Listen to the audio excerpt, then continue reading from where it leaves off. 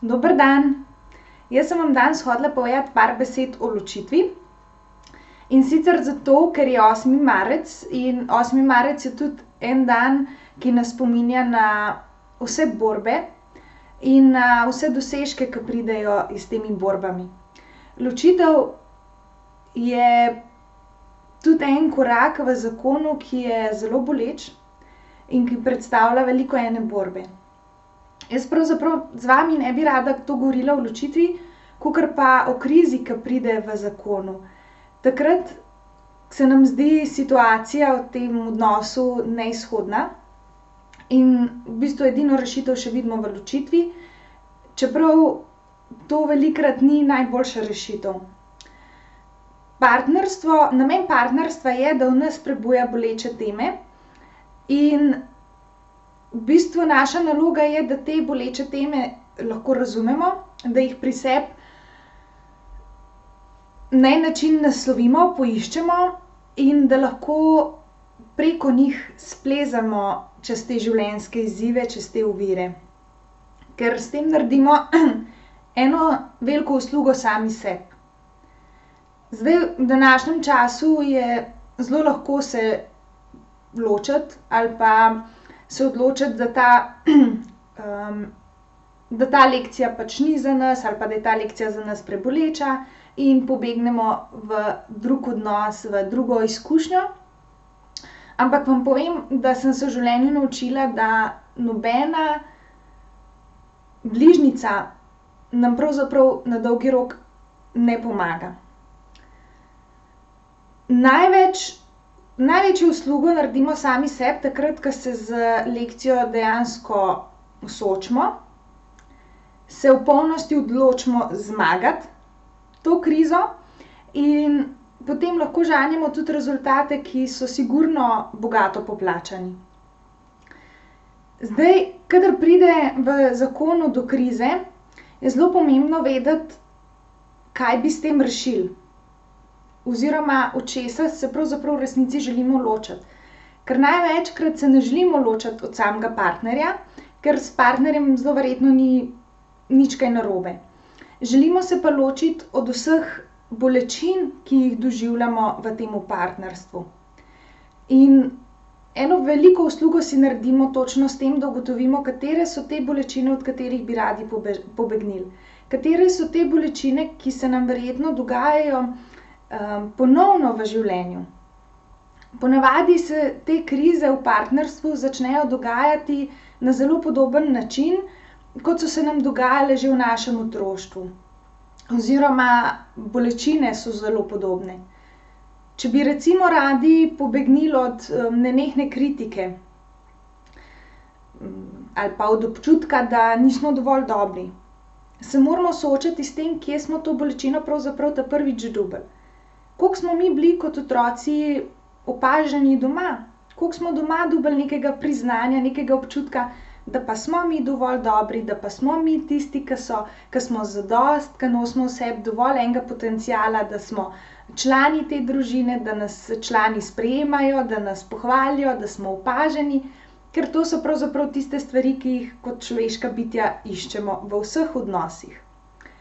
In dokler se mi te narave odnosov ne zavedamo, bomo to ponavljali v vseh naslednjih odnosih. Celo z šefi, z prijatelji, z naslednjimi partnerji.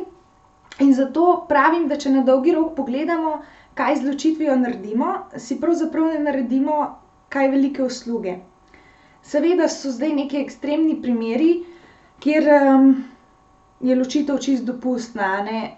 Zdaj, če gre za neko nasilje, neke zlorabe in da tam partnerja nista pripravljena oba delati za odnos, potem je vsekakor boljša rešitev ločitev. Drugače, kjer pa sta partnerja oba pripravljena narediti neko spremembo, kjer sta pripravljena na neko osebnostno rast, na neki sporazumen pogovor, tam je pa zelo škoda, da tega odnosa ne bi nadaljevali. Kar je pri ločitvi pomembno oziroma pri tej krizi, ki pride, je to, da se zavedamo, da je kriza pravzaprav ta osebnostna rast in da da pravzaprav iščemo bolečine, ki so se zgodile v tem odnosu. Čez leta se nabere veliko enih bolečin in če te bolečine niso slišane, se v nas zapišejo kot neke zamere. Te zamere potem v nas ustvarjajo veliko ene jeze, enega občutka, da se nam dogaja krivica. Začnemo pripisovati odgovornost drugemu, se pravi, mi nismo srečni zato, ker naš partner ni z nami tak in tak, zato ker partner ne zna biti z nami spoštljiv. In se zavedam, da govorim o enih zelo občutljivih temah, ker je zelo težko tam osebnostno napredovati in pravzaprav zahtevati spoštovanje ali pa zrasti v nekem spoštljivem odnosu, zato da tudi spoštovanje potem lahko dobimo, tudi v vseh ostalih odnosih. Se pravi, je zelo pomembno pri ločitvi, tudi če se ločimo, najprej nasloviti te teme. Kaj so te bolečine, ki so se v tem odnosu prebudile? Kaj so te bolečine, od katerih bi radi pobegnili? Kaj so te bolečine, ki so tako težke, da ne vidimo več izhoda? Ker tam, kjer nas boli, so ponavadi naše rane tako močne, da zaradi njih ne vidimo izhoda. V življenju je pravzaprav vse izhodno, vse povsod imamo neko rešitev, vse se slej ko prej se reši, se zloži v nek vrstni red in slej ko prej se najde rešitev v eno ali drugo smer.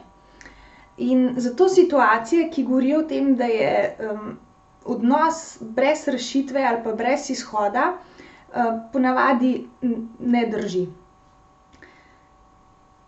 Pomembno je, da partnerja znata prisluhniti en drugemu, da začneta slišati, kaj si pripovedujeta pravzaprav na te boleče načine, kaj so tiste rane, ki so odzadaj, ki sta jih oba dva skupaj prinesla v ta zakon, v ta odnos, in kdaj so se te bolečine pravzaprav začele nabirati kot ene zamere.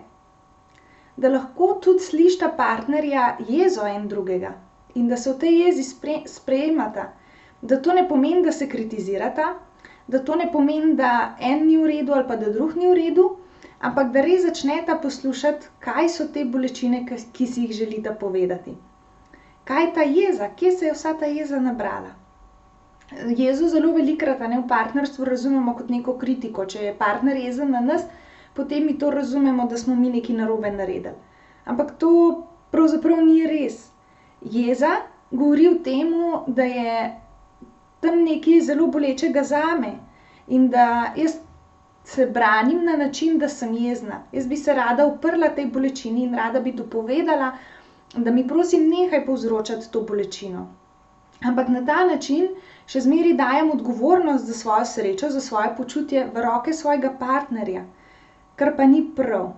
Kadar je nekaj boleče zame, se moram jaz naučiti soočiti s to bolečino, jo razumeti, jo preoblikovati, zato da bom naslednjič ob istem komentarju lahko se odzvala drugače. To pomeni, da sem sprejela odgovornost za svoje življenje, to pomeni, da sem sprejela odgovornost za svojo bolečino in to pomeni, da lahko jaz nadaljujem svoje življenje srečno, ne glede na to, a bo partner z mano ali ne, a bo partner to bolečino razumel ali ne, a bom naslednjega partnerja dobila z istimi izkušnjami ali pa ne. Pravzaprav je odgovornost vedno v nas. Res je, da nam starši naredijo veliko enih krivic, da je njihova odgovornost takrat v polnosti, da ne odreagirajo drugače, da nam pustijo vse te posledice. Ampak naša odgovornost pa je, kaj bomo s temi krivicami naredili, kako bomo s temi krivicami odrastli, kako bomo s temi krivicami živeli danes, se z njimi soočali danes. Jaz vem, da kadar so teme boleče, kadar je bolečina, bi jo vsi najrajš čim prej izbrisali, se jo čim prej izognili, ampak bližnjice res ne delujejo. Jaz bi vam to res danes rada na 8. marec, ki je en tak poseben dan, položila na srce. Da najdete si pomoč, najdete si podporo, ampak ne obupati.